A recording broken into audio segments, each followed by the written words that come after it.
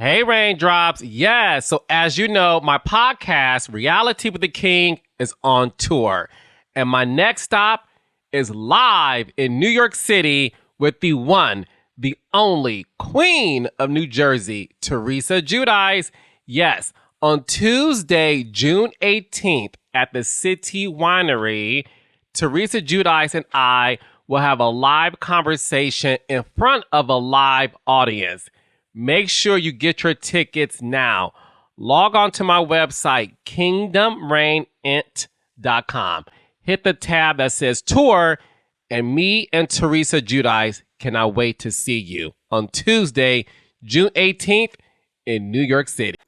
Hey, Raindrops. Welcome to another episode of Reality with the King. I am in Miami, Florida. Hence my hoochie daddy shorts, because only this queen can get me here.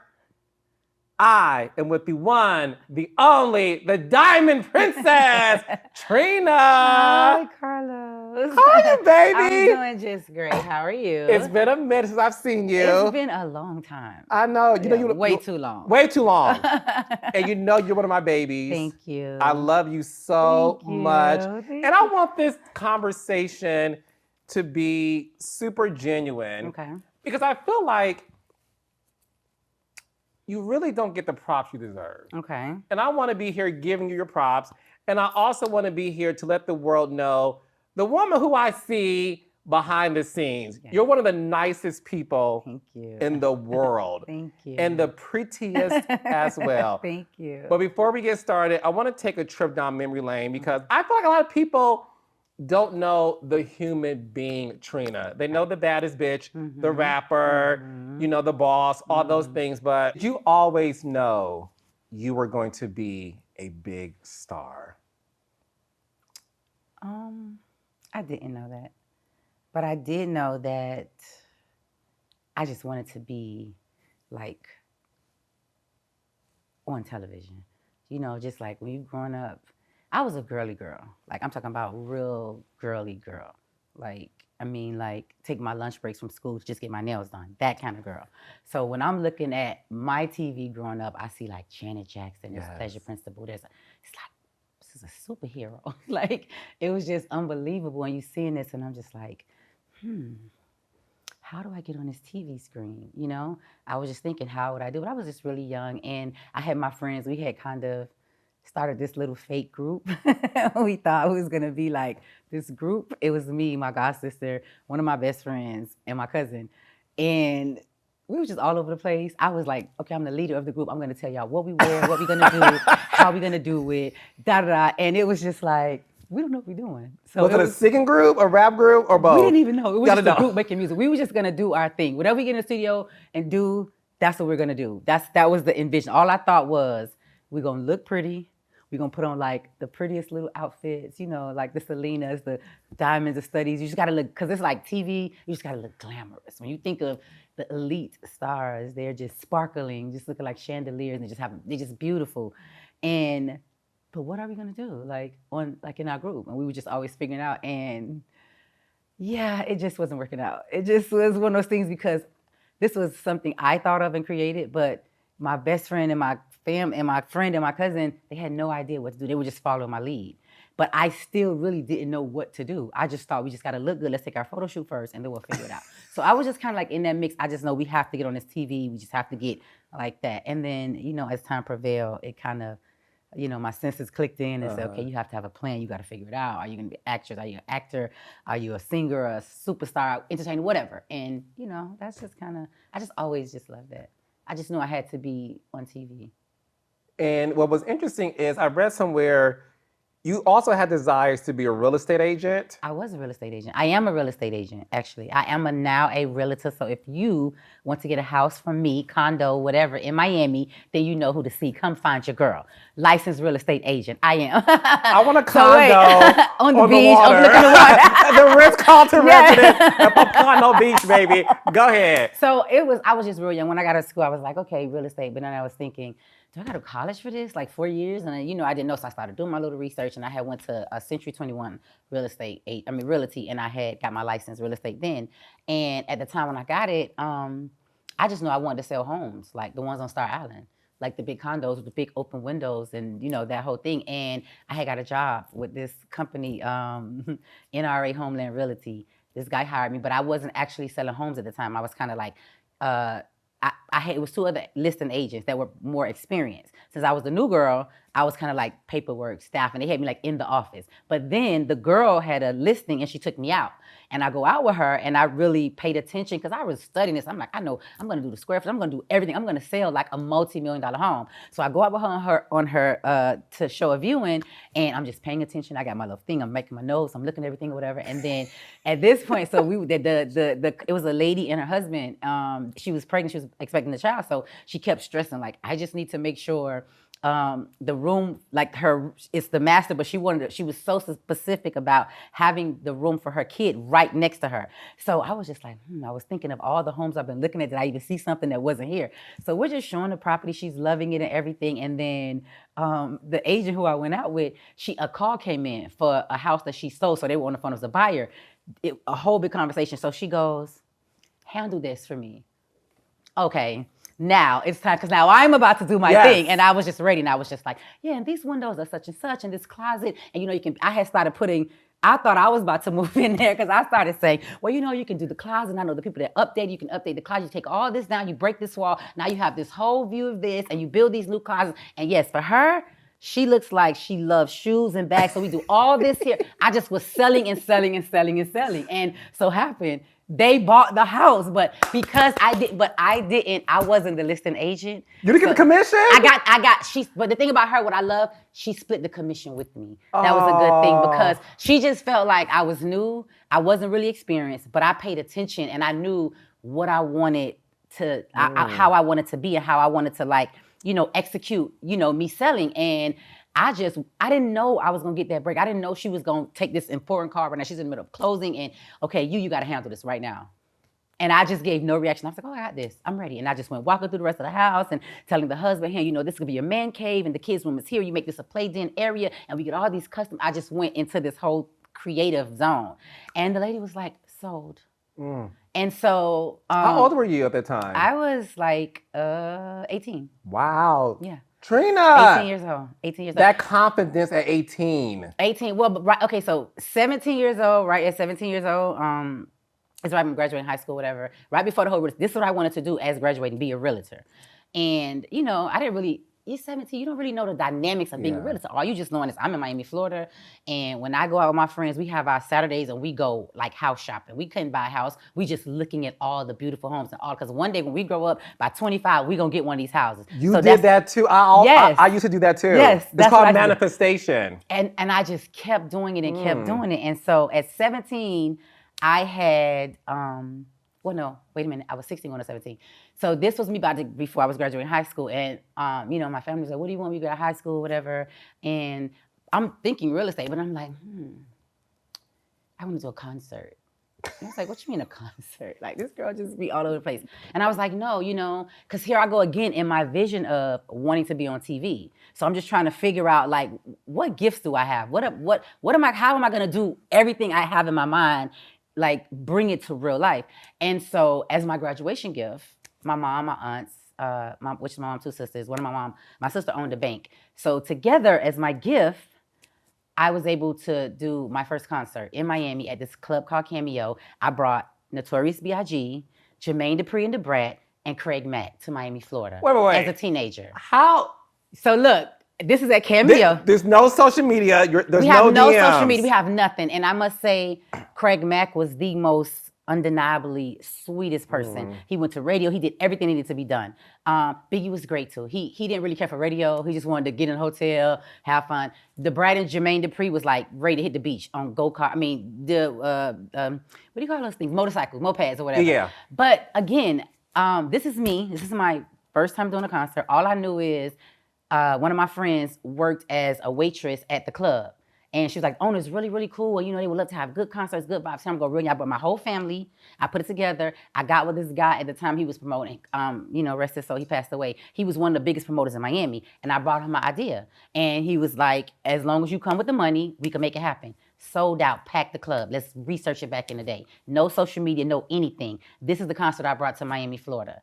Notorious B.I.G., Craig Mack, and Da Brat and Jermaine Dupri. Legends. Made sure I had my little family, my friends. I didn't really have a team or whatever. So I had my uncle. I was like, listen, you got to get the limo. You got to ride with them. You got to pick, because they all want to be picked up separately. So I had to make sure everybody was get to their hotel. It was on South Beach, treated nicely. Like, I already had that star mentality of, these are celebrities. So if I was a celebrity, how would I want to be? How would you want to be treated? How do you pick somebody up? Do you meet all the accommodations? You make sure they're safe. You make sure they're good.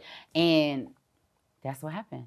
And life just moved on. Right after that, boom, it just went right into real estate. Because I was always thinking of manifesting big in life. Like, this is what I want. I don't want to just sit at home and work regular in the city. That's not what I want to do.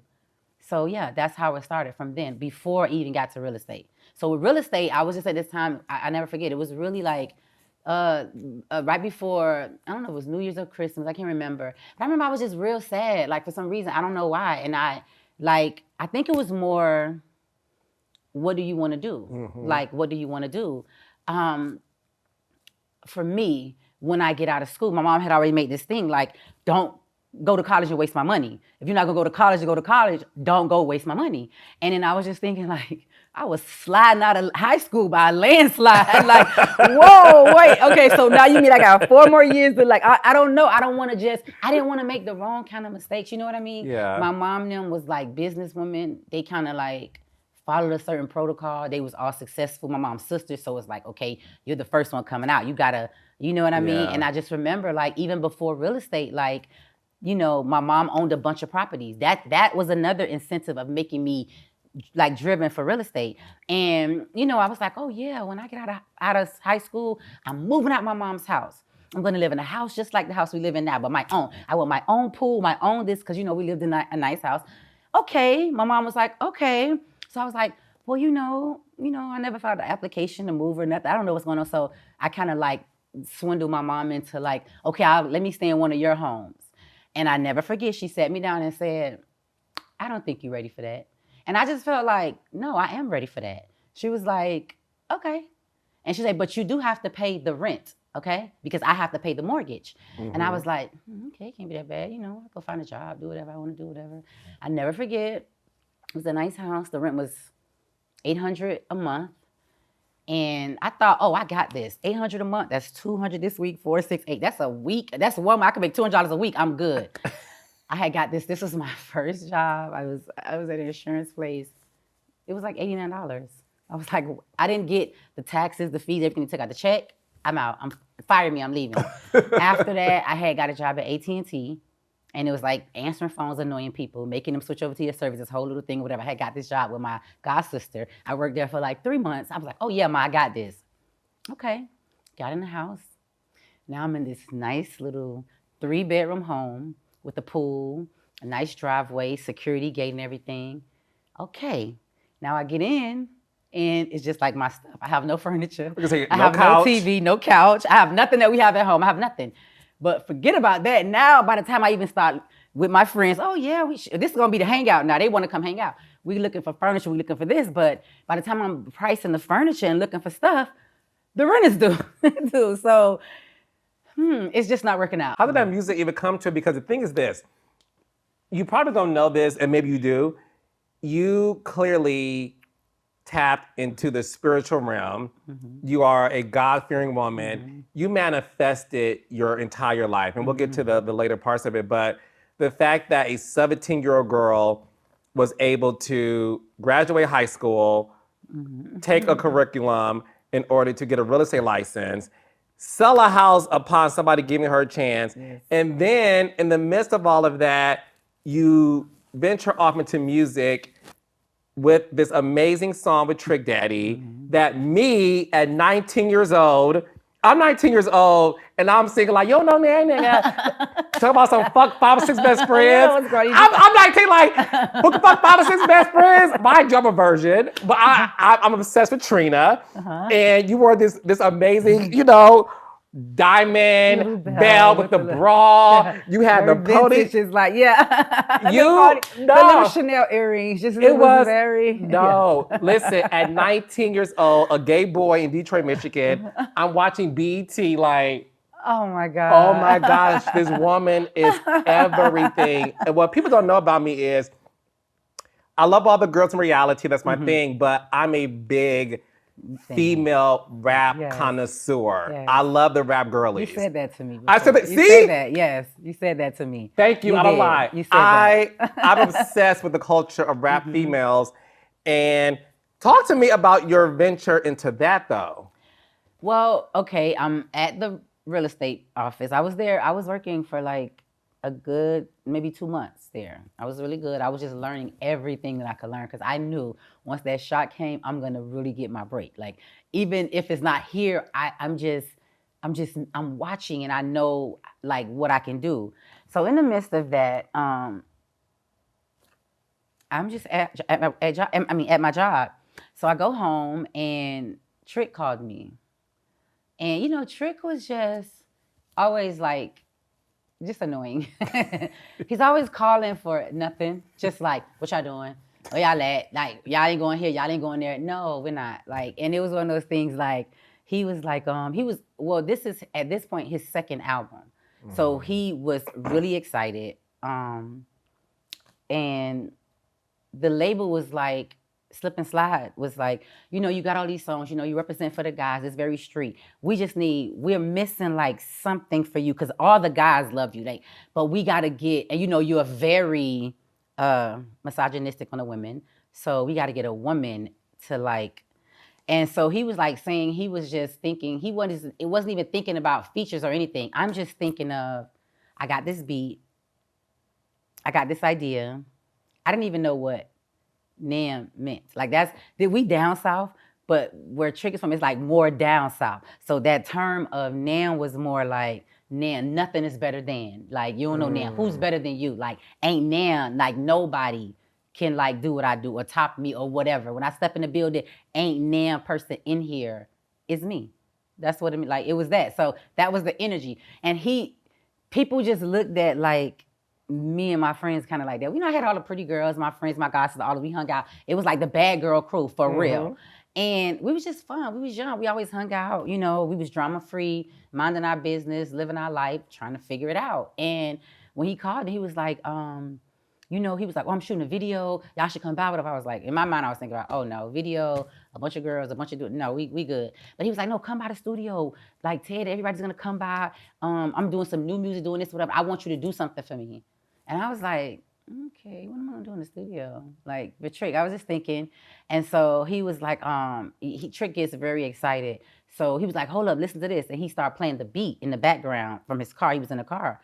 And I could hear it, but I couldn't hear it clear. And all I kept hearing was the music and Trick saying, you don't know Nann? That was all I heard. So he was like, how it sound? I was like, we can't really hear it that good. So he was like, well, come by the studio. So I was like, all right. So we get to the studio. Trick is not even there. He got the engineer, they got the record. It's a couple of guys that was from the label. They were there. And we came in. It was me and my girls. And of course, I'm like, we like nervous. We don't know what's going on. Like, so we get there and then the engineer comes out, I'll never forget, Funky was like, yo, come listen to what Trick wants you to do. And I'm like, but what do he want me to do?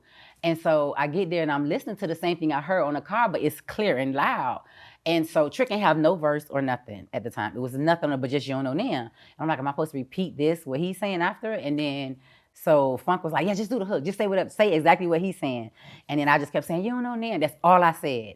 So by this time happens, by the time I'm perfecting it, getting my voice, they was doing the pitch, all this, Trick comes. He was like, no, I just want you to like, just talk that, like talk. I need you to get that talk, like. And so I was like curse you out? And he was like, the Trina talk. And so he goes, okay, look, do it like this. You see everything that I'm saying? This is gonna be represent for the dudes, whatever. I need you to represent for the ladies. I need you to like go in, like the ladies gotta dominate the fellas. Like you gotta come in with that talk, like y'all ain't hearing nothing, you don't care, you that bitch. Like he just was going in. Mind you, I started off with like what he said, you don't know Nann. And then when I start my friends, I would say something and they would be like, they ain't nasty enough. You heard what he said? And so I was like, I ain't saying that. They was like, no, you got to, it's gonna be dope. And then it was just the most like silly child girl thing. It's just like me and my friends in the booth and I am in here about to follow what Trick is doing, but in my way, in like the mission was to slaughter him, leave it there. And so I'm talking about my friends, we walked it through this. I'm talking about when I was off beat, they was like, no, go back, you gotta do this and put this at it and say and laugh, like and laugh. They kept saying laugh, like in it. So the whole time I'm doing it, when it was done, now Trick comes with food, all this stuff, his friends, homeboys, whatever, and the engineer play it. Now we all in the studio, we all in the corner giggling and laughing like, oh my God, what he finna say? Is it right? Whatever. And when we played it, he just was screaming, him, his friends. And so he got on the phone and called Ted. Ted Lucas is the owner of Slip and Slide. And I know Ted, I just know Ted from Miami. And so Ted was like, who is that? What feature, what girl you got? How much that's gonna cost me? You know, just second. And Ted was like, man, that's Trina. And he was like, Trina who? What Trina? Not Trina, my Trina. He was like, yes. Ted was like, no, it's not. You lying. I'm coming to the studio. That's what he kept saying. And now when Ted comes, I'm still nervous because I know Ted. I know the guys from Miami, but it's like, now Ted is in here and he come in, we like, oh, how you doing? Da, da, da. And then Ted was like, play this record. And so when the engineer put the record on, Ted was just in there bopping and he heard it. He was like, oh no, we getting a deal. And I was like, who is we? Because I just came like to do a favor, like, and I didn't get, like, you know what he was saying. So he was like, and so me and my friend, so I was like, no, he said, we're getting a deal. And so the Trick them was in there laughing and carrying on whatever. And so after that, we left. I left with my friends, we got food, we went home, we left, went home. The next day, boom, I go back to work. And so I go back to work and Ted calls and says, I want to sign you to Slip and Slide. And I was like, oh no, like. You said no? Yeah, because I didn't know nothing about being signed to a record label. I was like, no, I'm a realtor. I'm gonna sell homes, like $1 million homes And one he's day. like, babe, you selling records and now. he was like, no, you have to sign to Slip and Slide. He was like, come to my office so we could just talk. I want to just kind of lay it out on the table. And so I was like, okay, when I get a little time, I'm gonna come. It was like 2 weeks, I ain't come, 3 weeks, I ain't come. So Ted started calling everybody. And then at this point, I don't know if, I believe he like was already in talks with trying to get like a district, like a major like to sign on because it was the Slip and Slide by itself. And so he called, I never forget, he called up Mike Karen, which was at Atlantic Records, played the record and they got the deal. And I was instantly signed to Slip and Slide Records / Atlantic Records, just like that off the bat. At what age? This is 19. Wow. Yeah. And then the song comes out, and your song life comes out changes in August. forever. Yes. Yeah, the song comes out, and I was, honestly, I don't think, like, when the song first came out, I didn't even think my life changed forever. It wasn't like that. It was just the song came out, it's music, and it's like, okay, but right when the song came out like August, then Trick's birthday came in September. That's when he had a birthday party. So I go with them. I'm just gonna go to the party support. And then he played the song and, you know, he's about to do a couple songs for the audience. And when the song came, he was like, oh, we coming on stage, they want you. And I was like, oh no, I'm not. Like, no. And then Trick them, it was like, you know, the people was excited, so he had to go. He started performing the record once he played the record. And then when he did his verse, I was kind of scared to come out. And my friends was pushing me on the stage. And when I got to the front of the stage, I didn't say nothing, like not a word. My eyes was closed, I was nervous. The entire girls in the club was singing the song from word to word. I never said a word. I was nervous. I had the mic in my hand, but I was nervous.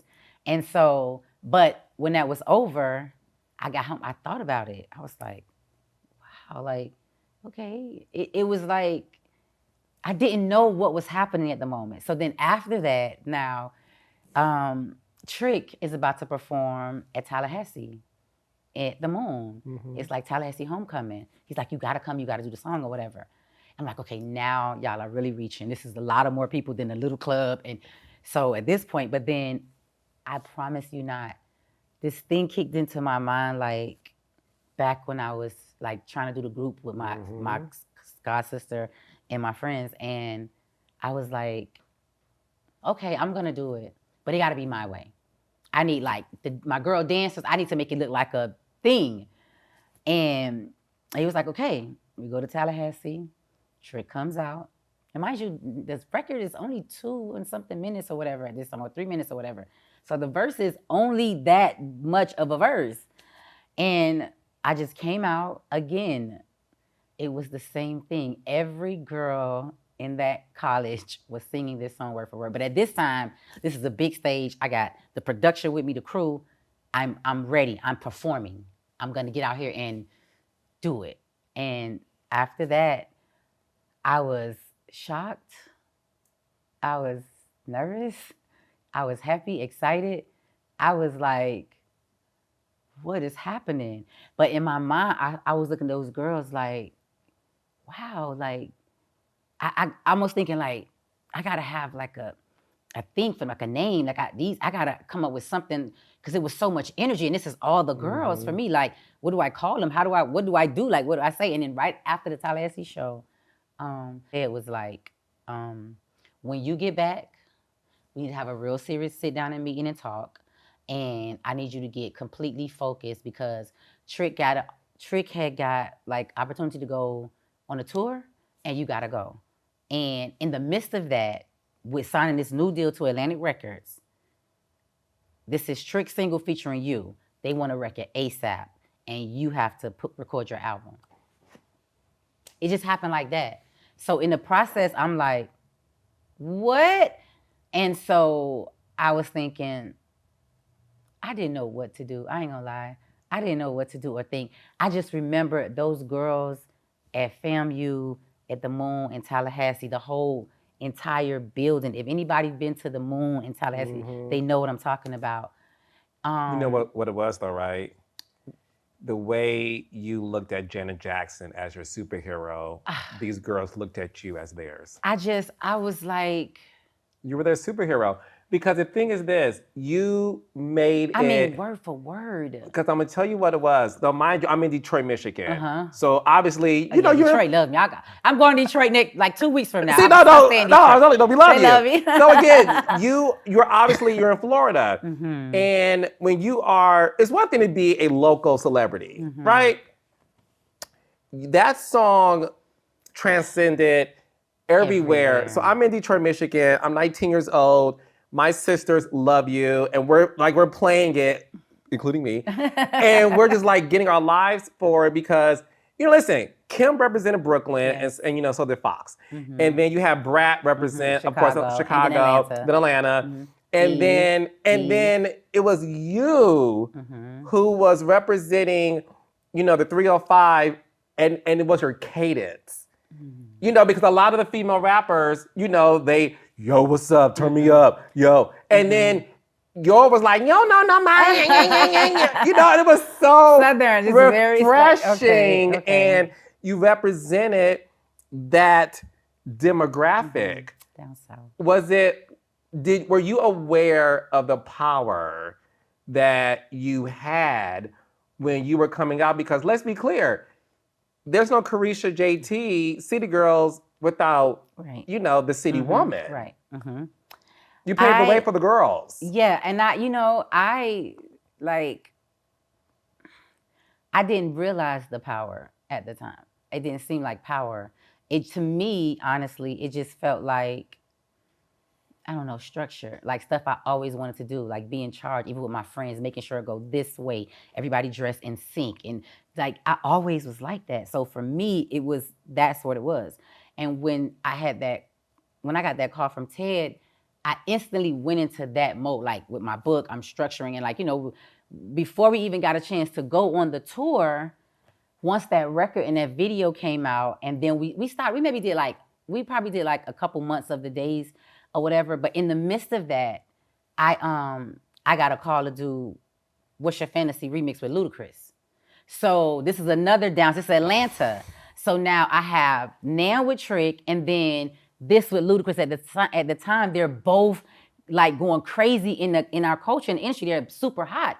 So I would perform with Trick, and I would perform with Ludacris, and I would perform with Trick. It was back and forth. So it was just building like that. It just kind of happened so quick. And in the midst of that, I'm still trying to create this. I'm receiving this energy and all this girl love. Like all the girls was crazy. It was Trina. I wanted to make everybody just feel like, what do I say? Like, you know, I'm from Miami. I'm top tier, this, that, and the other. I'm a bad chick. Like, that's what it is. That's how the album became the Baddest. Like, because like everywhere I go, every city I go, every state I go, in every crowd, the fly girls are there. I mean, from head to toe, like they there. And I was like, I got it. I got it. The baddest. I'm the baddest because everywhere I go in the world, I see all the bad chicks all over. Not just Miami, not just South Beach, not just here. Atlanta, DC, Oh, Detroit, you're worldwide. LA, New Yeah. York, everywhere I go. Like, it's bad chicks everywhere in the world. And then it kind of just stemmed from that. And then I just went into this mode. Like, once the tour started and tricked them with partying, I wasn't going to no parties. I was in that room with my book trying to figure out what songs I want to figure out, how I want this. Because this is one record, it's Nann. Now, what do I create after that? Something for the girls, like the bad girls. That's gonna be first. And then I'll bring all the sexiness out and all the talk and all the, and then in the midst of all of that, I was fanned out by Total. Like, to me, that was like, they were bad chicks. And I'm doing this project and I'm like, I gotta get Total on my album. And this song is like, I'm just still, again, coming from my regular life, like learning everything from my mom. So I'm like, okay, the first thing I want to do is a song about my mom. That's how I got Total to get that song. Because though I was like structured, I didn't really know so much about like a lot of features and how to do it or what to do. But I just knew like now I'm in, so I could get to say, I want to work with this person and the label gonna go find them and see if I could do it. Okay, good. And it just started happening. Because you were also learning on the job. I was learning. You know what I'm saying? I don't think people really give you your props with that. I was learning. You're learning on the job. Yes. You're learning musicality stuff, Yes. instrument, Everything writing your own from song, scratch. 16 bars. From scratch. I'm talking about, it was days I spent to the studio and it was 18 bars and 22 bars. They was like, take some of that off. Like, And you were writing all this. I was writing it down. I was messing up. It didn't make sense. Some of it was scratched up. And it's like, it takes a lot to be creative as a writer. If I'm sad in the studio, I'm sad in the studio. Yeah. If And I'm you're feisty right in the to that, studio, yeah. it's gonna be, baby, like, Yeah. put on the short skirt, let's go out, we outside tonight. Like, pop the bottles, pop the tags with the bags. Light the blunt. Yeah, light the blunt, like, where's the Rolls Royce? It's that. But if I'm in a mood and I'm just feeling like my energy is vulnerable and it's, in different spaces, that's how it could be vulnerable and it could be in that space when I did Here We Go. That was sassy though. That was me saying, you're not gonna play with me. You know what I mean? These moods I be in, if I'm not in a certain mood in the studio, I would just go and do nothing. I can't force it. It has to be happening around me. Like, look back at it, is my friends in the studio at a time where we're just wilding out. And I'm talking about, this is before the girls were twerking. They were just in there dancing like we were back in our young days, on the wall, on the floor, just acting a fool. I don't know if we were just excited, like at the time all this was happening, and I was just, blowing up, and they was traveling, we was doing concerts, but I'm talking about their studio energy was next level. I would love to be a fly on the Oh my wall when God. you record, look back at it. Oh my God. Listen, I love that. Listen, I love all your songs. But look that back at song, it. oh my I got an God. ass so big like the sun. sun. We got I wanna run, stop Like in my your face, face, throw it something down on my my throat. Baby, what a blood, cause I can make it swell. Everybody run. But I know how to ride. imagine in the studio though with my friends. Imagine Yes. in the booth looking through this glass, and all you see is my friends on the floor like dancing and popping, and I'm just in the booth like crying, laughing. The energy that's what it was. Like, we had those moments, and I was like, what's happening out here? Like, we not in the club. What are y'all doing? We turned up, and it's always been there for me. Like, it's been those moments, and it's been like the very still moment. She's very serious. She's not in a good mood. She's down. Yeah, she's running about heartbreak. She yes, got the song with and Kelly I'm Rowland. in a different kind of setting, and I'm in a different tone. Yes. And, like, again, when I did the Mama song, that was so unexpected. I already had started recording the song. I never finished the song. Just so happened, this day, I go to finish the song. I had been working on the song for months. And it was just me doing my verses. And there was a guy that sung the hook, quote, and it was cool. It was a guy singing. I'm just in the studio, so I'm just going over, records. Like, okay, what I feel like working on tonight? I don't know why I decided to do that record tonight. And I got a call from one of my friends, Brian McKean, and never forget. And he was like, where you at? I'm like, at the studio. I think at that time when my mom was sick, people were just trying to keep me uplifted and cheered up. He was like, okay, we're going to come by. And I was like, I'm not in the mood, Brian. But I didn't tell him that.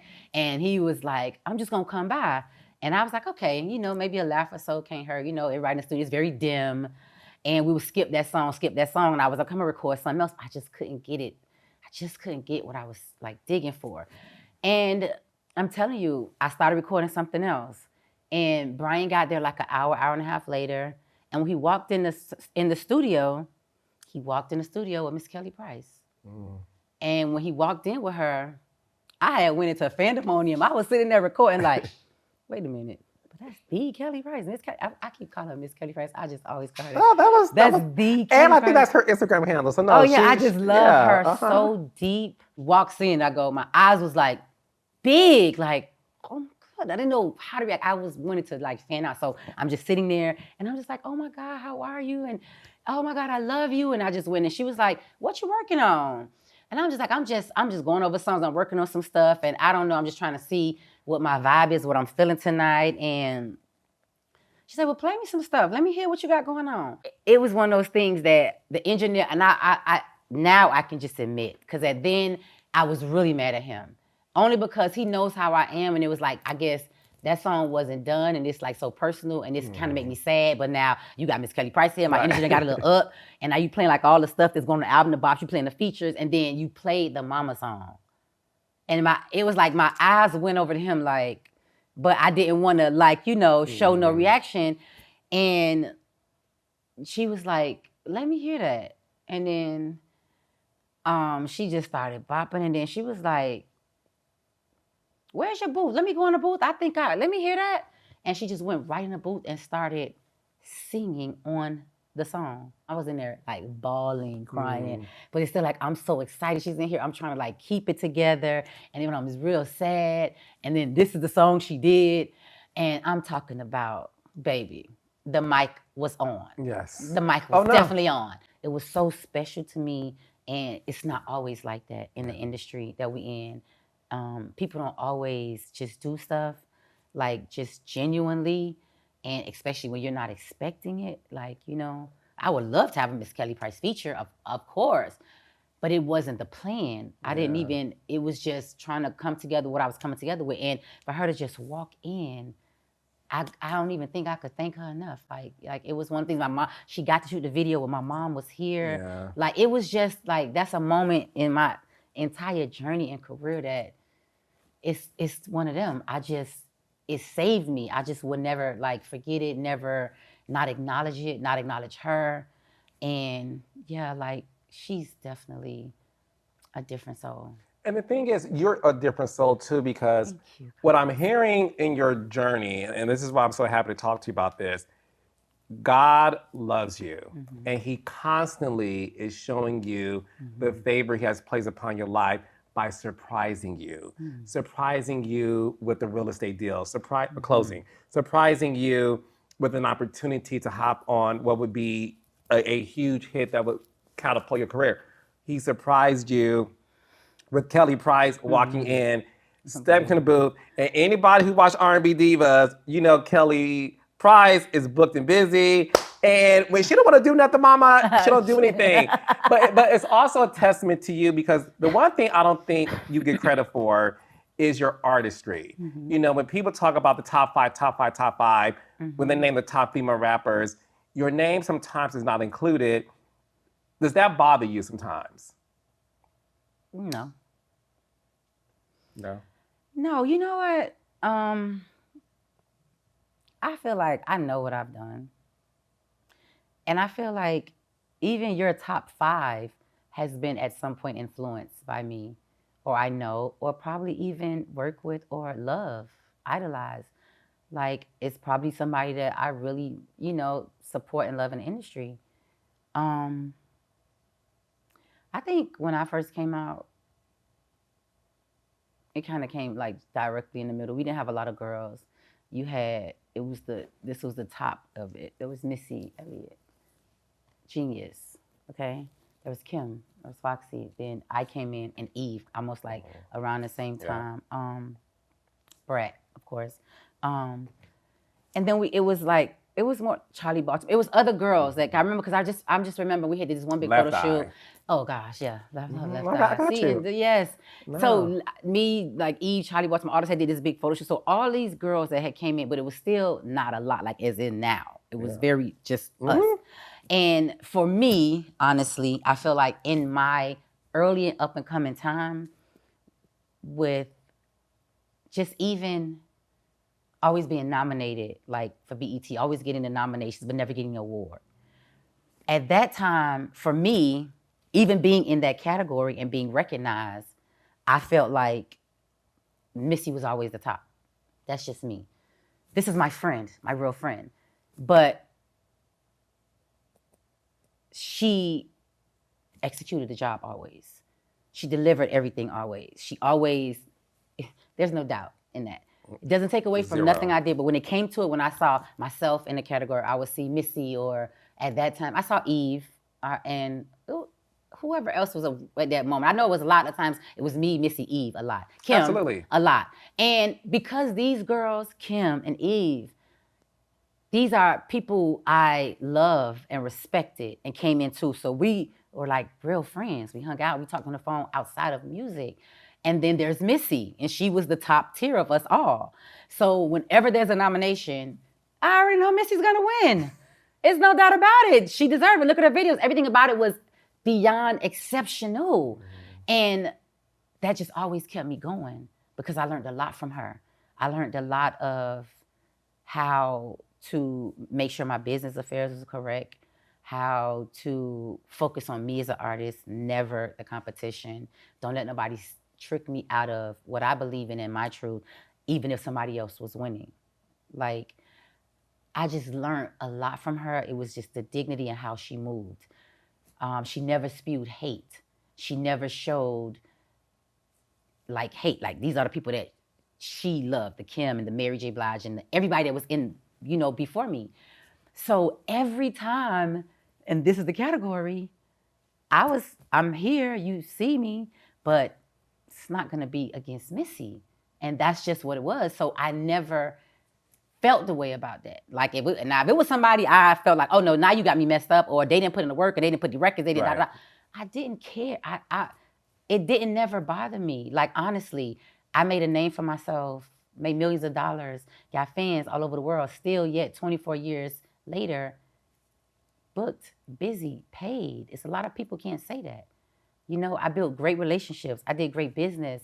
I didn't look at it as, oh, you didn't win best new rap artist, best new this. I never won that, ever. You've never won an award. I won the I Am Hip Hop Award from BET. That's what I won after. So at the end, I missed the best female single, best female artist, best female category. I never won those. And again, the people that win the categories with me, these are my peers and my friends. First BET, that ever awards we ever went to, I never forget, it was Vegas. It was a category. I don't remember what the category was, but it was me, Eve, I think Missy too, and I don't know who else was in it, but Eve won. Missy didn't even win, Eve won.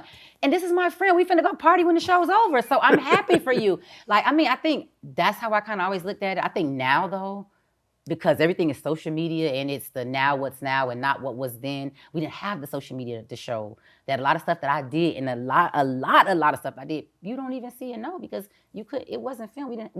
It wasn't documented. And the other thing too is, again, because I grew up, obviously, the first album, not like male, female, the first album, hip hop album, that I bought was Lil' Kim's Hardcore. Love that album. In 1997, Love it. right? And I, again, Love I know my father's like, my son is singing, you know, Nann ho, and he now is saying, maybe I'm a big mama thing.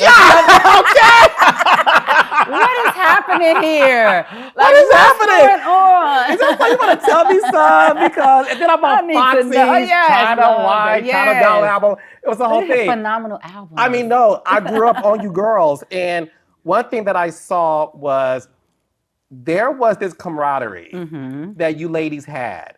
I've never seen any sort of beef that you guys had. I remember Left Eye. So I remember Lil' Kim told the story about like Left Eye bought a lot of the girls' URLs, their website, so that nobody could steal it from them.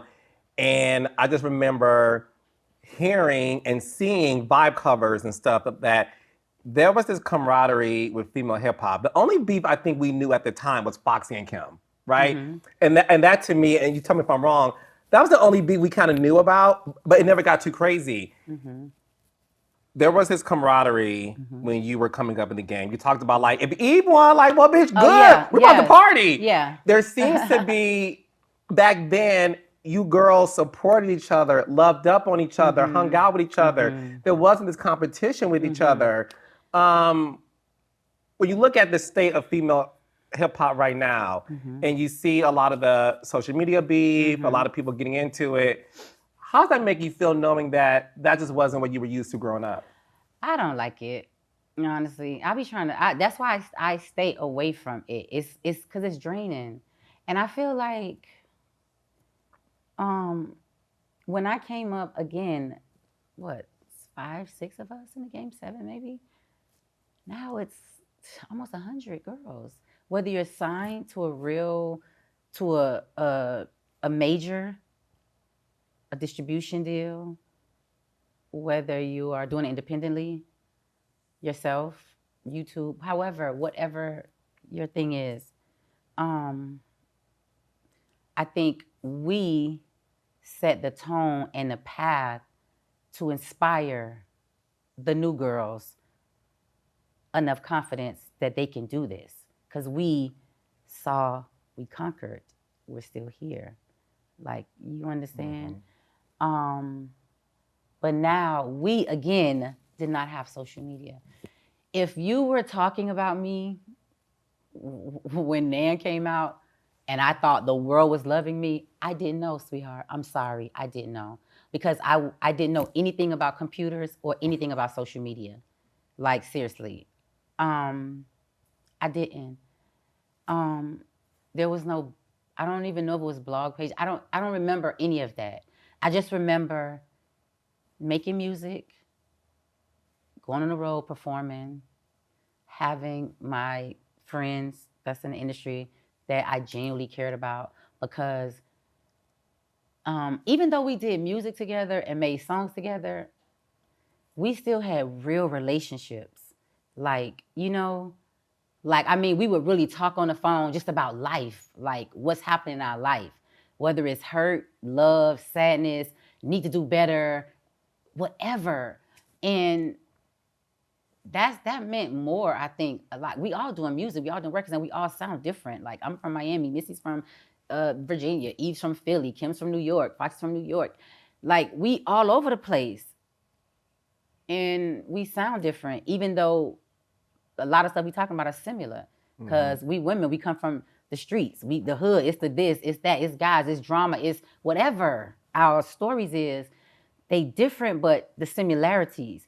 And so I think when we not doing music, our real conversation, or Eve coming from wherever she was coming from, whether it was Philly, New York, whatever, coming to Miami to hang out with me on the weekend.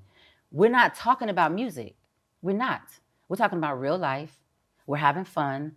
We're young. We're partying. We're going to sleep, wake up the next day and repeat all over again. We're going shopping. We're going to eat. We don't, anything outside of that, it didn't matter. She's beautiful. I'm beautiful. I'm going to, oh yeah, you look good. Put it on. Yes, you better turn around. Like, I'm not sitting in the back in the corner like, No, come here. Let me fix your hair in the back. Let me pull this one piece down and like pull it. That's what we're doing. Like, if something don't look right and we out, fix that. Let's go in the bathroom real quick. You need lip gloss. We was those girls. I think now it has a lot to do with the internet, the people. The fan bases. Some of the fan bases, most of the fan bases, but a lot of the outside too. Even if the fan bases is one big deal. But just people. We live in a society where people are so negative every day. How do you wake up every day negative? You got a computer, you got a cell phone, you got apps, whether it's a blog, whether they're spewing negativity, whatever. When you get on that thing and you see something that you don't like, how easy it is to just keep it moving. But here you go, done came from behind that couch with that dust in the back of it. And now you done put your comment and 2 cents in. And here you go. And you got this to say, and her hair was this, and her that, and this is, why? I just don't get it. We didn't do that as artists coming up. The new artists that I see now, the girls, when they do it, I don't like it.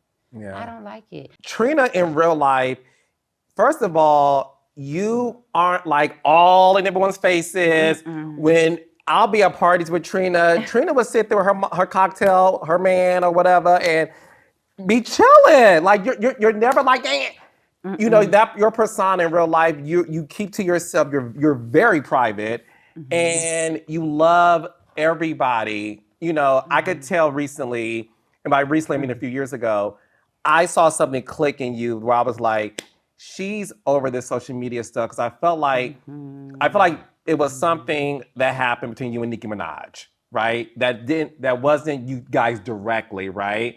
I felt like something happened with the Baps, you know, song, right? And the video. And then Nicki did the video with Megan Thee Stallion. And then obviously people were saying, well, she didn't do this with that. And you had to go on live and say, like, leave Nicki alone. Because listen, I'm a huge Nicki Minaj stan. So are you. Nicki even said when she did the My Chick Bad remix. And your story reminds me of hers in terms of here you are, this pretty girl from Liberty City, and you had the Missies and the E's, and you all like embrace each other. And one thing Nicki said that I love so much about you and just who you are as a woman, she said you immediately embraced her. And you were like, you know, I'm proud of you, all those things. You guys did 5-Star Chick remix with Yo Gotti and Gucci. And you guys have this beautiful sisterhood. And I felt like at that moment with this whole controversy surrounding BAPS and the lack of promotion and then somebody on your team saying that, I could tell you were so exhausted. Did that affect your friendship with Nicki? It could have, I would say. I would say this though. When I did my album, and I'm a girl's girl. I want the girls. I had this idea, and I wanted it to be my Southern voice.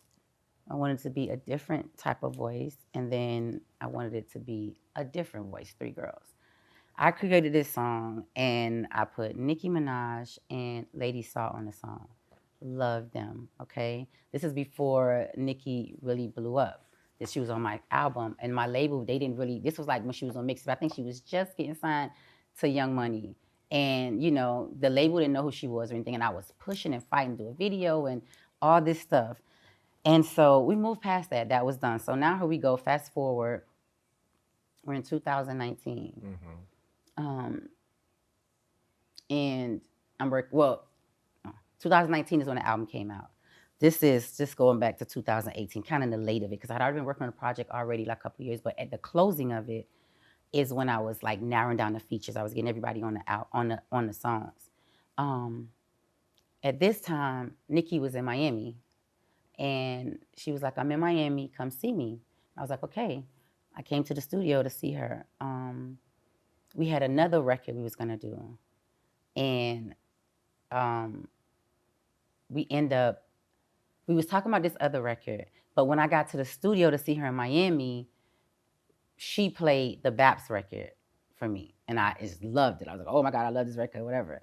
And I was like, "Okay, I got to turn my album in. It's got to be done." Da da da. She was working on her album, and she was like, "I'm gonna do it right now. I promise I'm gonna have it tonight." I was like, "No, you're not. You're gonna put it to the back." We was just going back and forth about it. She's like, "No, I promise you."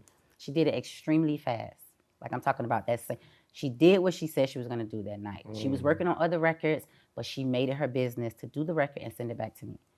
Cause we was there for hours, and we didn't record that night. Me and her, we were just talking, reminiscing, just talking about just life, just stuff. And that night, I was like, "There's no way she's gonna do the record when we leave out of here. She's gonna be tired, whatever." But at this point, she was in the studio like for hours all night. So the next day, she sent the record. I listened to the record. I instantly booked studio and went and did the record back. I sent it back to her. She went nuts. And so it was playing back and forth with, doing it and getting it finished so it could make the album. Once it was done, I was super excited because like this is the big record for the album, and the label was all pumped and excited. And I was happy that because we had got a record with somebody else and we both loved the record, but I was just happy that it was something that she was comfortable with and that she loved as much as I loved it once I got it from her. So boom, record is done. Finishing up the album, doing all this done. Now my album comes out and I'm in LA, and she's doing Queen Radio. So I go to Queen Radio, get on the radio, we talk about the album, we go back and forth, we do all this, have this whole thing. I had a little listening thing that later, so I was kind of rushing, and I did the whole show, and then I left. Album comes out. Everybody's excited, everybody's supporting and this, that. And so now, maybe,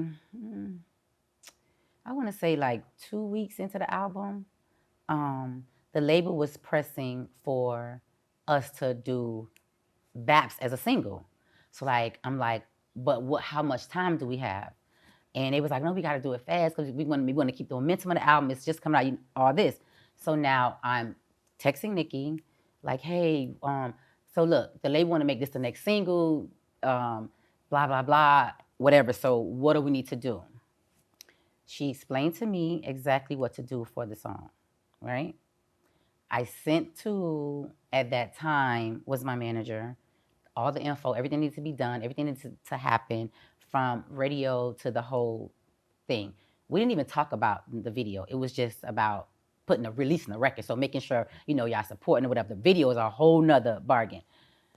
And so she was fine with everything. She told me everything was all about radio. And I sent them everything. And at this time, I'm on Orchard/Sony Music. And so I gave it to them. And, the week passed by, we were still doing promos, some stuff was coming up, we was talking about different records. And so I went back and was like, okay, how far are we with what needs to be done for this record? So it can meet the deadline, Nicki could be on board, she could support it, and this is all she needs for it to happen. And it seemed like it would, to me, they just weren't being honest. That's what it seemed like. My team, my manager and the team. Okay. And so instantly, I kind of felt the way.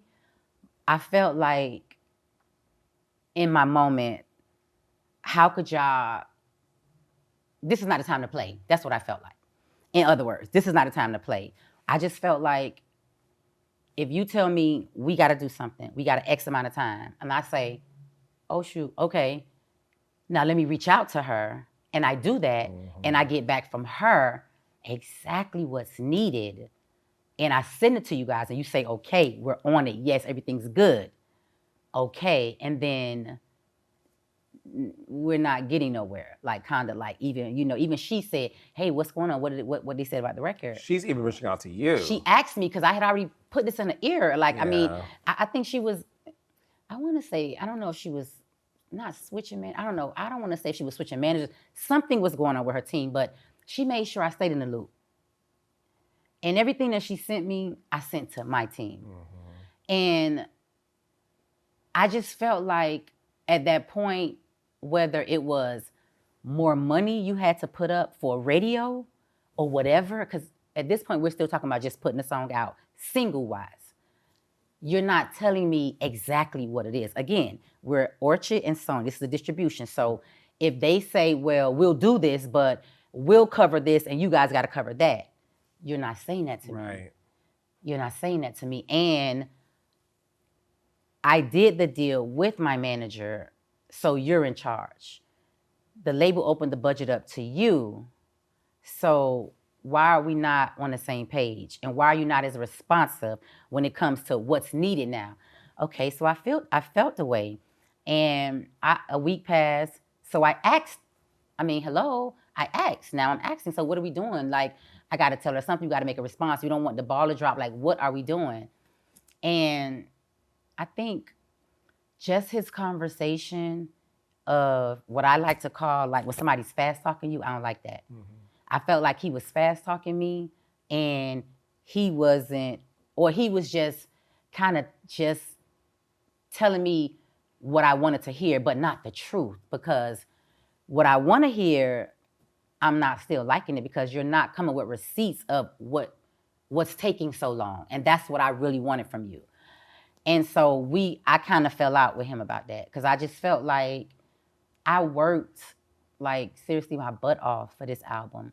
All the features on the album, from Miss Kelly Price to Nicki Minaj to 2 Chainz to Lil Wayne to everybody that was on the album.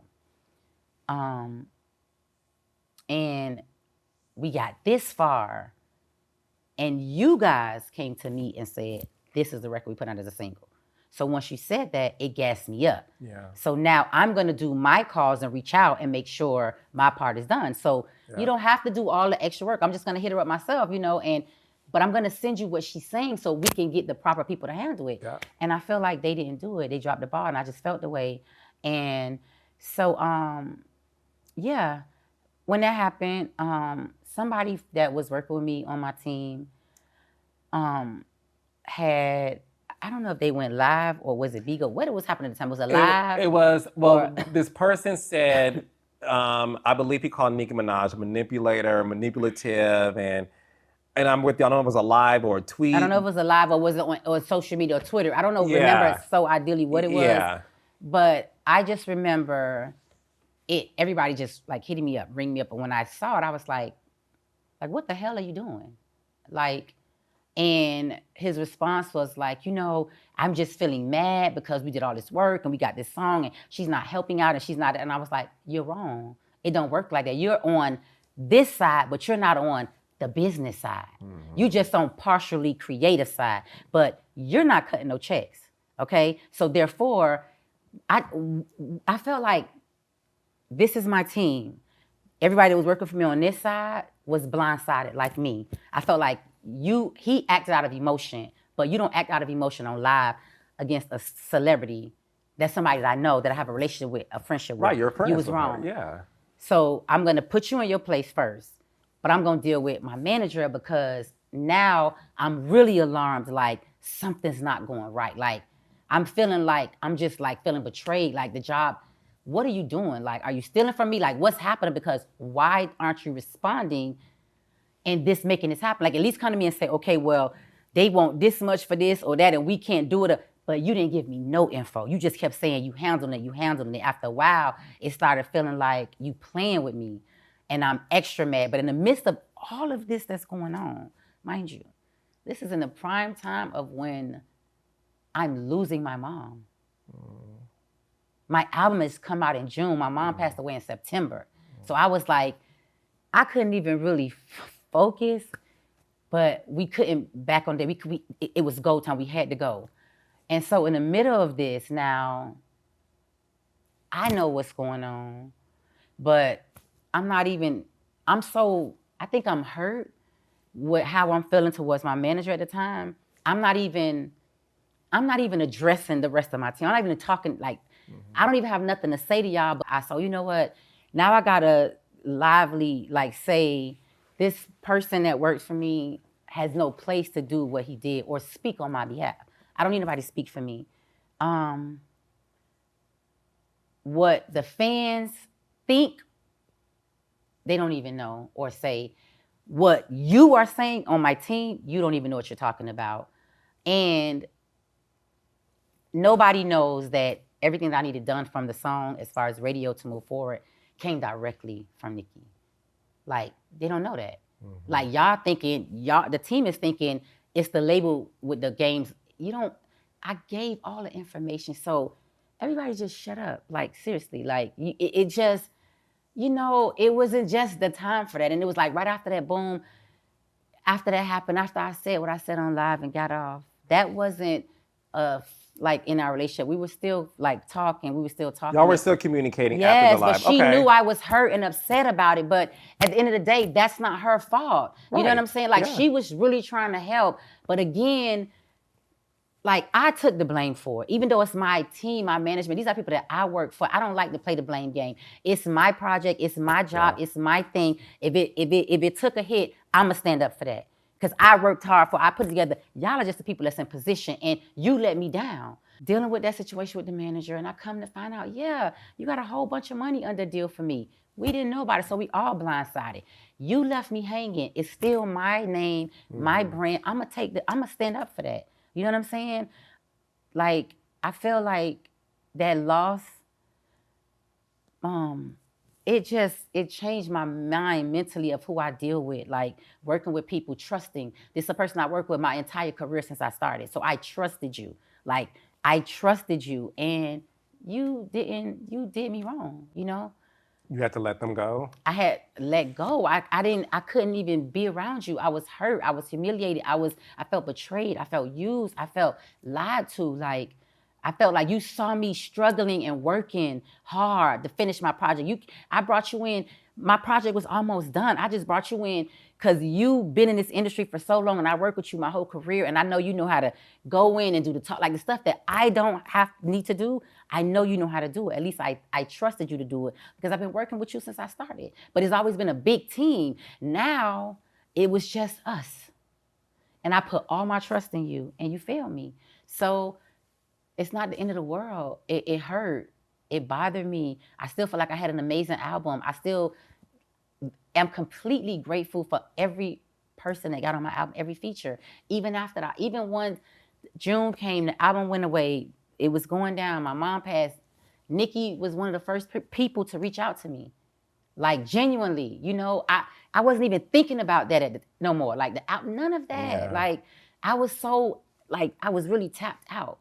But I'm still having to be here present to deal with everything that's happening. Here's my team over here speaking out. Here's the manager doing foul. It was a lot for me. Yeah, and the thing is, especially like you said, when it comes to your friendship, because at the end of the day, you two had a great friendship. And then I'm happy to hear that obviously you two were still talking and communicating. Yeah, Your mom passed, she reached out to you and all those things.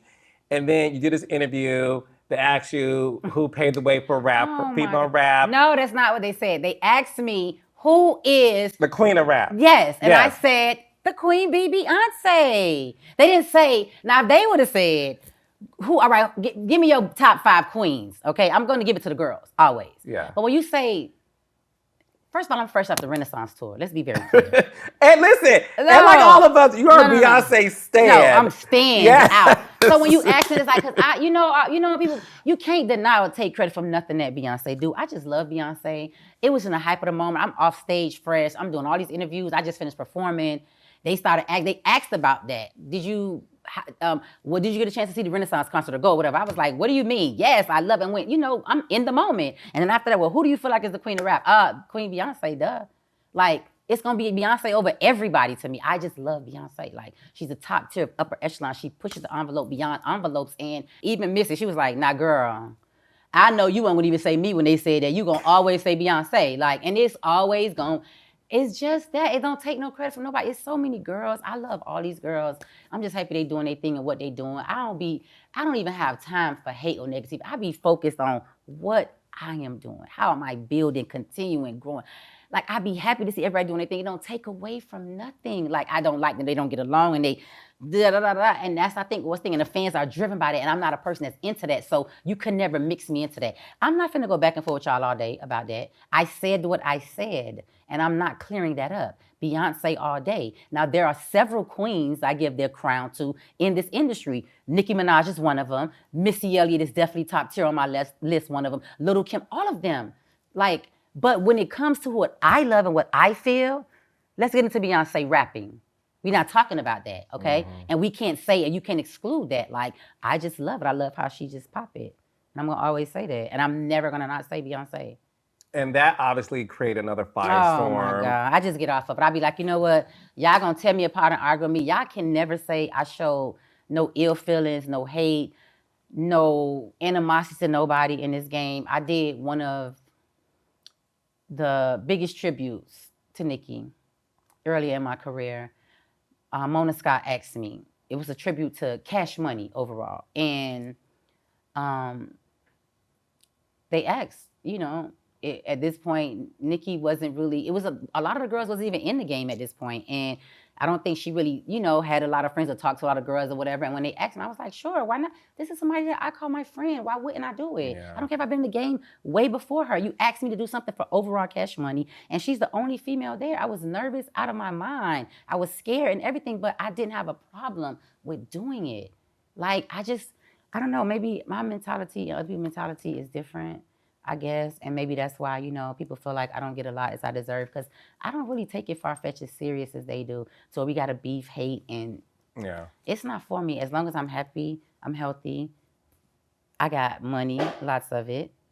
I can do what I want to do, go where I want to go, buy what I want to buy.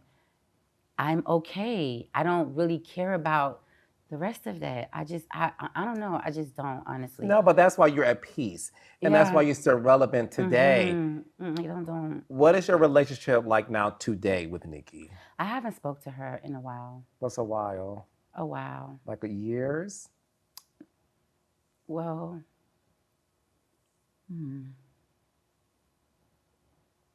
I would say, yeah, probably a little bit over a year or so, maybe longer. Well, we came off the pandemic. My mom passed in 2019, 20, 21. So maybe like a year or two. And I mean, after my mom, honestly, I didn't really speak to a lot of people, kind of. I mean, of course, everybody that reached out, of course, I was thankful. I talked and stuff. I think I went into like this little space, and I just, I didn't know how to feel, like for real. I didn't. I was sad. I was angry. I was very unhappy. I was just lost. Like, I was lost. And I didn't want to, like, feel like that with, like, my friends, like the entertainers and celebrities. And I feel like, because we all have a life and we all have stuff we got to deal with. And, well, I don't know how long that's been. Well, when she lost her dad, I reached out to her. So I think that was like the last time I kind of, and it was like giving space. It's a lot. Sure. You just don't know how a person feel, and yeah, I don't know. I kind of like went missing a lot from a lot of people, I think about it sometimes, but I honestly, I just really felt like, I don't know, life was about this over when my mom passed away. Like, I didn't really care. I checked out, kind of. And listen, I lost my mom too, so I get what you're saying. You sort of check out, and then your perspective changes on people, everything, and then just if you're not I'm not talking to you every day or around, I kind of like vaguely just lost the contact, like just wasn't reaching out or just talking no more or just any of that. Like, I don't know. I was in my own little space of trying to heal or be okay. Like, being okay and being okay and not okay in our industry, that's what it is. Like, you got to come out, you got to do an event, you got to perform, you got to greet people, you got to do all this stuff, but you're really not okay. Yeah. Sometimes that's overbearing when you got to just always be smiling, or people are always, overwhelmed, and it's like, oh my gosh, they missing or they love you, and you just not in the mood, but you just, and for me, it took a lot, because everywhere I went since then, someone would just be like, oh my God, I love you. And it's like, and I'm so sorry about your mom. And it would be like. And it breaks you. What people don't know is this. I don't know why people do that. I know, I always tell people, when you lose somebody close to you, oh my God, we understand that the proper thing to say is sorry for your loss.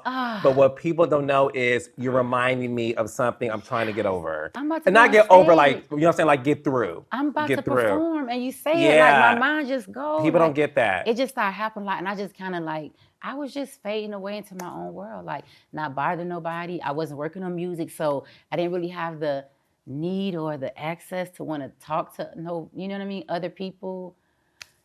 I don't know. I just was like in my own space. No, I get it. And look, I think at the end of the day, it was a lot for me. Look, I would love for you to mend, because at the end of the day, it's not something that was deep. No, it was never a deep thing. It was never anything deep. I don't have no problems, and with her, Nicki's an amazing, beautiful person. If she's watching today, would you like to say to her? She's an amazing, beautiful person, and I always wish her, the best.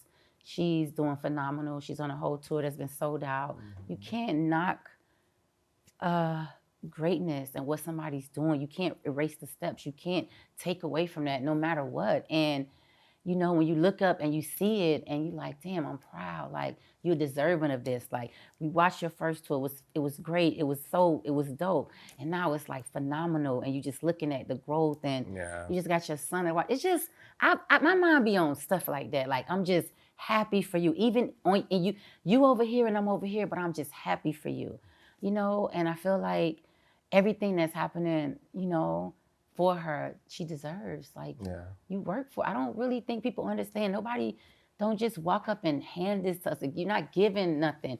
You got to really put the work. You drop an album, you go on tour, it sells out.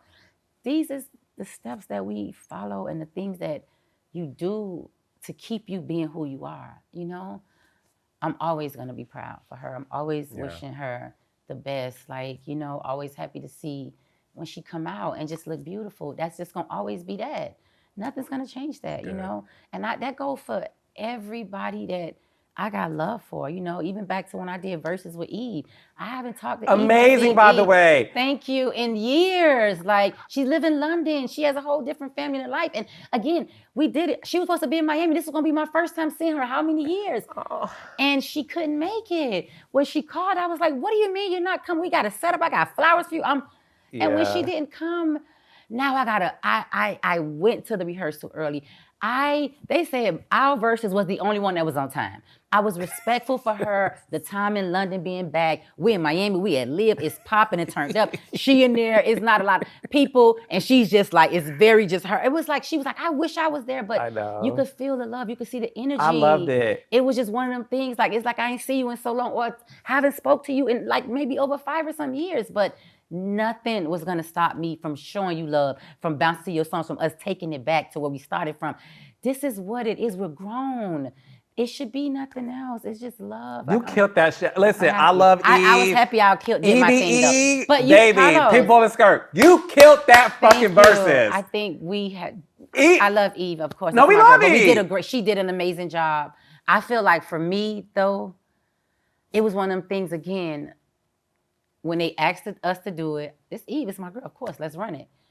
But then it was social media. It was one time I saw something that was like, oh, she don't got enough hits. She don't got all these records. She dissed it. Even Joe Budden, somebody was saying it. A couple people. And once I saw that, I didn't get back on social media no more until it was time for the Verses.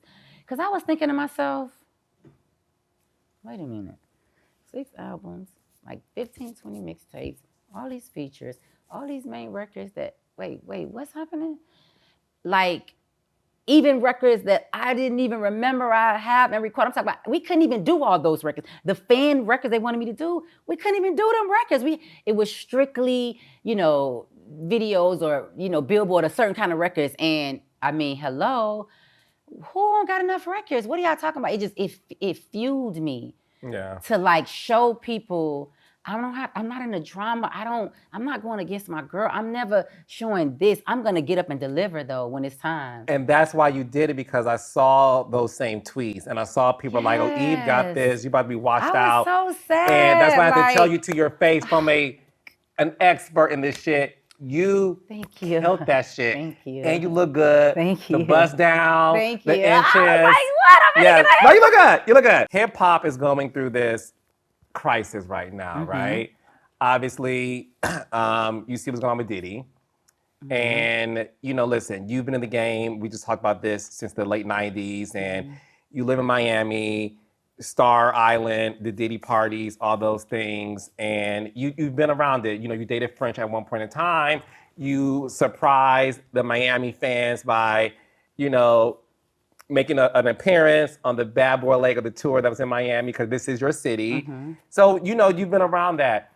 Are you surprised by what's been revealed when it comes to Puff? Absolutely. You know, I'm just praying. I mean, I just feel it's just, the whole situation is just sad, you know, ordeal. I don't really know much to speak on that. But when you be around people and they all your friends, when you see this stuff happening, you feel bad, you know? I've been around Puff. I've been with Cassie. This is my friend. So I just feel bad. I feel hurt, you know? And I'm just praying, like, everybody gotta heal and get help. And, you know, like, this is the real life we live in. Like, And we gotta stop like taking it for granted, taking people for granted, people that we love. People are not replaceable. Once somebody go, it's over. You cannot replace and bring this person back. And I think, and maybe that's me just with loss and, you know, it's just from my mom, even to my little niece. It's so much I look at different now when it comes to like the people I hang out with, like people I'm around, like being in certain spaces. Like me, I prefer a nice chill kickback and sitting with people that I care about, that I love, and we gonna have fun and laugh. I don't really care to be in the mix. I'm just over it. Like, you know, it's just always too much drama. It's always too much happening. Always, it's just stuff. And to me, it's just, it's not sexy. It's not cool no more, you know? I think I've kind of, I don't know, outgrew a lot of it, you know? And this whole stuff, it just makes me sad. It's just sad, like, you know, from all of it. Like, this is a woman, my friend, I've been around all this time. Like, I never knew this, you know, and I feel bad, you know? And Because you never knew Cassie was getting beat. no, I don't condone in no type of domestic violence. I don't condone in no man hitting no woman. I don't care, a slap, a push, not even a thump. I don't condone it. I grew up in a household of all women. My mama did not play that, okay? I'm talking about my mom and her sisters. Ain't no man putting their hands on a woman. My mom and her sisters, they get sit down. I didn't see that. So my first experience of that as a child, as in high school, one of my friends was having that issue, and I had to remove her and move her with me because it's gonna end up two ways. Somebody gonna get hurt, and I don't plan on it being you. So you need to come stay over here. I just didn't grow up seeing that. I don't believe in the putting your hands on a woman saying, I'm sorry. Once you do it once, you're going to keep doing it. And I think women got to be a little bit more firm in their choices. I don't like to keep hearing, you know, I don't like to keep hearing like, you know, you stay because of love, or you stay because of kids, or you stay because of marriage, or whatever your reasons is. No. Once a man starts hitting you, abusing you, bruising you, and you seeing marks and blood, what? You staying because of what? Oh no, baby, it's time to pack up your little suitcases and your kids, if you have them, and get out of there. Ain't that much love. Love is not beating and bruising, and that's not love. That's sick. That's a sickness. That's not love. You can't love in my eyes purple and black and hanging out here, but you love me? No, because one day it starts from a pushing you down, second now I'm slapping up, kicking. No, I don't.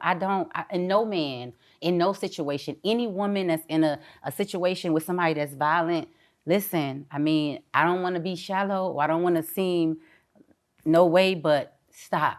Get out ASAP.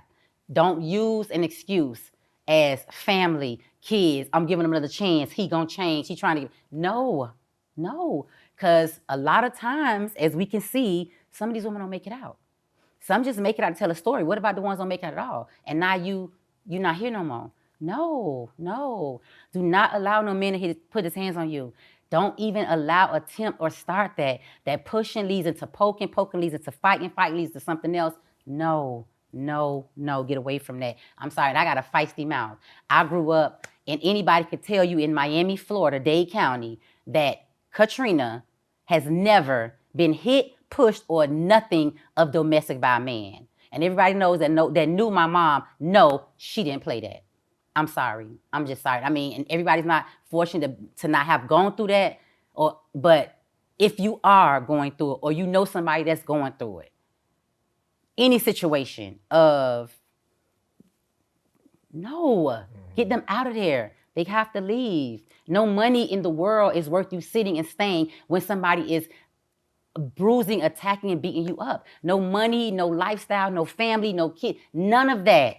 Put them kids in a suitcase and ship them up out of there now, because that's gonna lead into something bad in anybody's situation. I just don't. I'm not for that. I'm sorry. Mm-mm. No, I can tell by the way you're even talking about it. No, I just grew up to never see that, and I do know a lot of that happens. I know people that have been in situations, bruised up. A friend, you done got a black eye, but he done brought your new bag, and you decided to stand put makeup on it. No, love.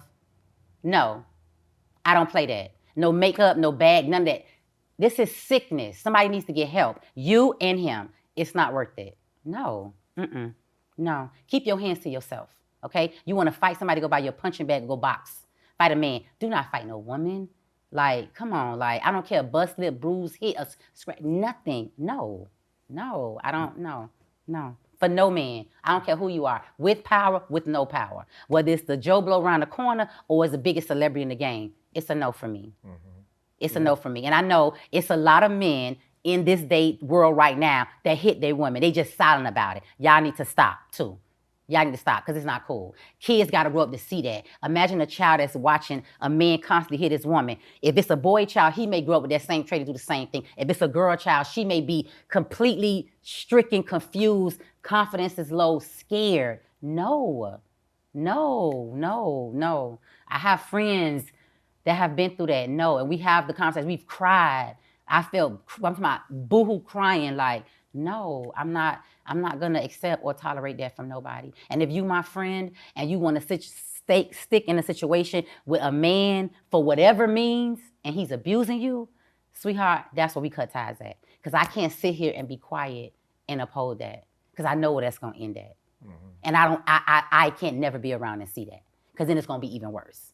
Because I don't know how I'm gonna react to that. So I remove myself from situations, any kind that has to do with that. I just don't, no. Shifting gears really quickly to close things up. You're happy. I am. You have a love. Yeah, he's right there. Yes, Swerve. And one thing we was watching Love and Hip Hop Miami. Oh gosh. And we've been watching you for years.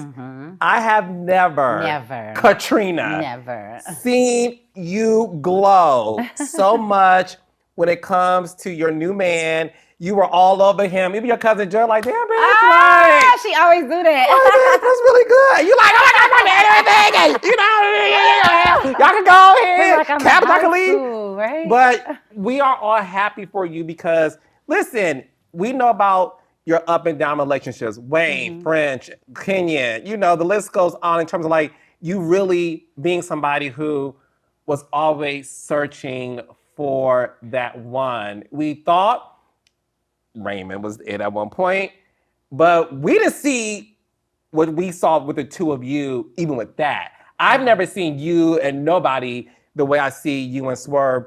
What is it so different about this relationship to where you are like a kid in a candy store and he's a big old lollipop you like to lick, honey? Lick. How many licks does it take? Did I get that? Oh, tell me. You know what? It to me, honestly, it was just a breath of fresh air. Like being secure, being confident, and knowing and believing and trusting in how I feel. One thing about me, in the relationships that I've been in, I've always been like trying to be, I guess, the best woman or young woman going into the relationship. But there's things that I won't tolerate. There's things that I won't accept. We could start with the violence one. That's one. But besides that, I keep messing with his hair. Besides that, me, it's like I love, it's all or nothing. Because I'm going to give all of me. I am not the girl that is in a relationship and I have this, relationship, everything is happy, everything is good, and you're just doing you. You're doing your single thing. You feel you powerful, you got money, you're cheating, you're all over the place. That's not a relationship to me. I feel like if you don't want to be with one person, be single. Or there are people that allow you to be with several people. I'm not one of them. I feel like that. I'm not one of those girls, right? But in the relationships that I've been in, whether it was trust issues or I don't feel like we're elevating in a certain way. I'm going here, you're going there. It's just not working. I don't care to really discuss you or disrespect you in any way or make it a bad thing. It just didn't work out. And that's because I know what I want. If I see in a relationship that I'm building that you don't know what you want and you're not 100%, then we go in different directions. I think that's kind of always what happened. I've always had a relation, or what I thought was a relationship. I've always been the woman that loved the idea of trying to build in this world that we live in. Unfortunately, it doesn't work that way. And most men are intimidated, especially by a successful woman that calls her own plays, shots, and it's hard. So I feel like in the past relationships, I went through a lot of those things. Insecurity with a guy, being insecure, ruined it. Cheating, definitely ruined it. And it's not for me. So I'm gonna just quietly just move on, you know? I feel like now it was more than just a relationship. It wasn't the whole world is, I mean, you seeing it, but it's still, I control what I want, my privacy, how I want it to be, opposed to we're doing it because this is what people need to see. I don't care about that. Like, if you see it, oh well, I'm not hiding. I'm happy. I'm confident. He's extremely confident. And it's more than just a relationship. We built a friendship. So every day it's like being with your best friend. You could laugh, talk, cry, be annoying. I may sometimes be the most annoying person to him because I'm really kind of goofy. Like, I just be liking to laugh and do funny stuff. And that brought us really close. Like, you know, opposed to always being the baddest chick and always being on and always that. It's just like I get to be at home. It's no makeup. It's just chill. It's a vibe. You could watch a movie all day. You could do just all of the stuff that I like, he likes. I didn't really have that. You would think I did. I didn't. I just showed it well. Like, it was more insecurity, more not being there, or more knowing I'm there, but you're everywhere else.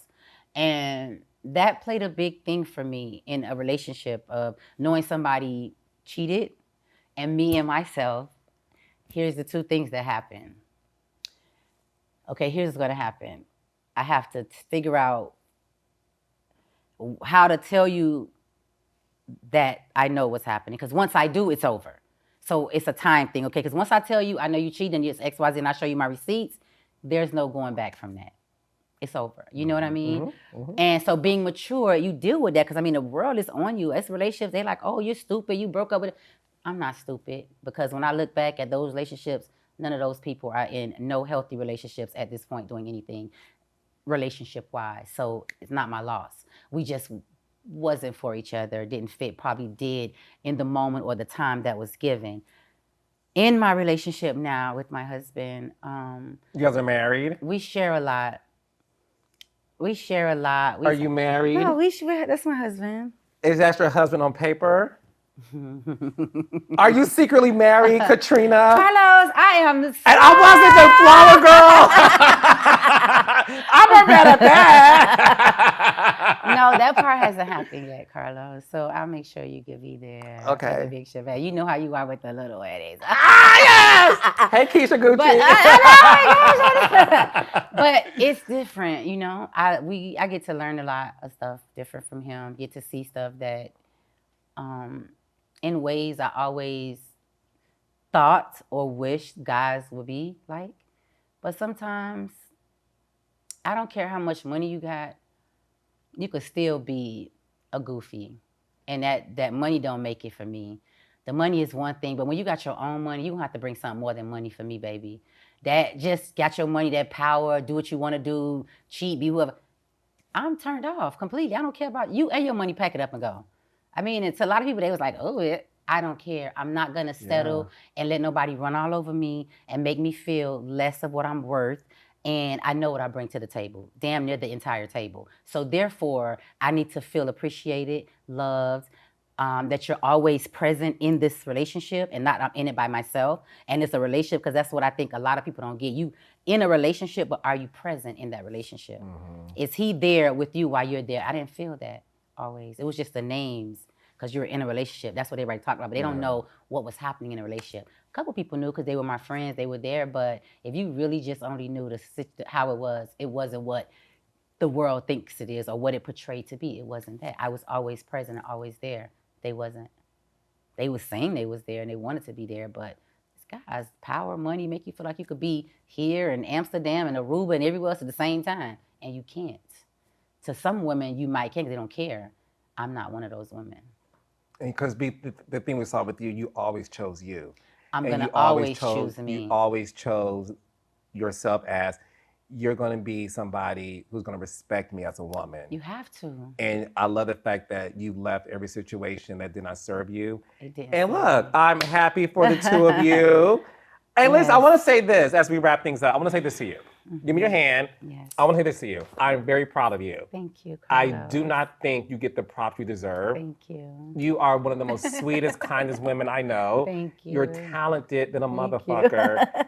And I love the fact that you are now allowing yourself to just be present in your world and not externally giving the world things that they can just create stories out of. I'm immensely proud of you. Thank you had no idea how I was jumping up and down in my living room when your verse is, because I did see the comments. I did see people saying, Eve's gonna wash her ass up and boom, boom, boom. And it wasn't like you won, she lost it. I'm not even saying that. It was more so you held your ground and you killed that shit. That's all that matters. And that's a testament to the woman you are. And your mother is looking down on you, and she's proud of the woman you're becoming. Thank you. And I want you to know that your happiness comes from that. You know, I don't think it's a coincidence that you met the love of your life after your mother passed. Because what I can say to you is, for the rest of your life, you have a guardian angel who's going to walk with you daily and making sure that people who aren't good for you are going to be removed. And God and your mom are going to make a way for people to enter your life to serve you the way you should have always been served. Thank So I you. want you to know that, okay? Thank you. Thank you. I love You're welcome. you. I love you more. I love you, Mom. I'm so proud of you. Thank you. Yes, give it up for Katrina.